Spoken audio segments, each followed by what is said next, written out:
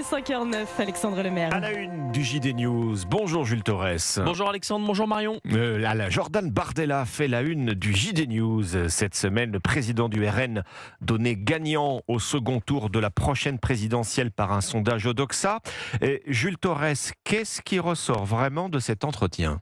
Que Jordan Bardella se dévoile dans cet entretien au JD News, il ôte l'armure et dit ce qu'il ne dit jamais sur les plateaux. Pas de poloche, pas d'exégèse technique sur un budget dont personne ne comprend les arcanes. On a interrogé Jordan Bardella sur lui, sur les questions que se posent les Français. Alors il assume de ne pas avoir fait les grandes écoles, dénonce un mépris social qui, selon lui, persiste au sommet de l'État et revendique un lien presque charnel avec les Français ordinaires, ceux dont il dit ressentir les blessures comme les siennes. Ce n'est donc pas le chef d'un parti que l'on entend, c'est le fils du pays, un personnage construit par l'ascension, tenu par la peur de décevoir, une parole rare, peut-être stratégique, mais avant tout incarnée. Que dit Jordan Bardella du pouvoir, en tout cas de la perspective peut-être d'un jour l'exercer ?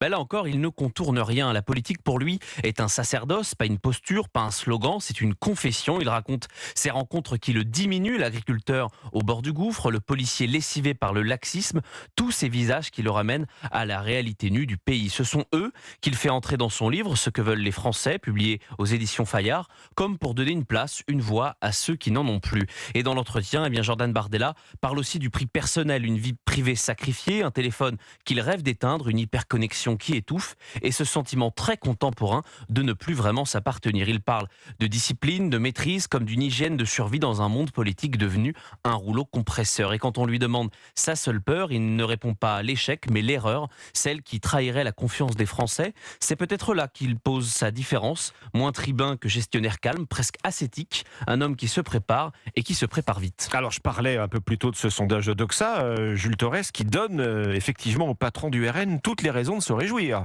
C'est très intéressant parce que pendant que Jordan Bardella déroule ses doutes, ses interrogations, les chiffres, eux, ne tremblent pas. Le dernier sondage Odoxa le donne vainqueur dans tous les duels du second tour. Édouard Philippe, Gabriel Attal, Raphaël Glucksmann, Jean-Luc Mélenchon, aucun ne résisterait face au président du RN. Alors c'est une photo imparfaite, bien sûr, mais une tendance qui est limpide.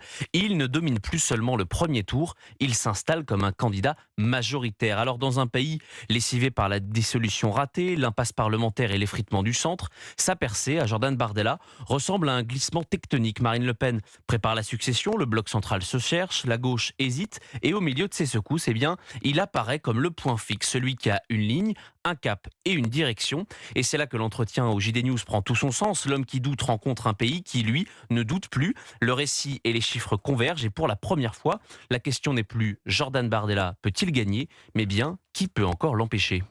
À la une du JD News, ce grand entretien donc cette semaine avec Jordan Bardella, le président du RN. Merci Jules Torres. Et à suivre dans 5 minutes les initiatives en France.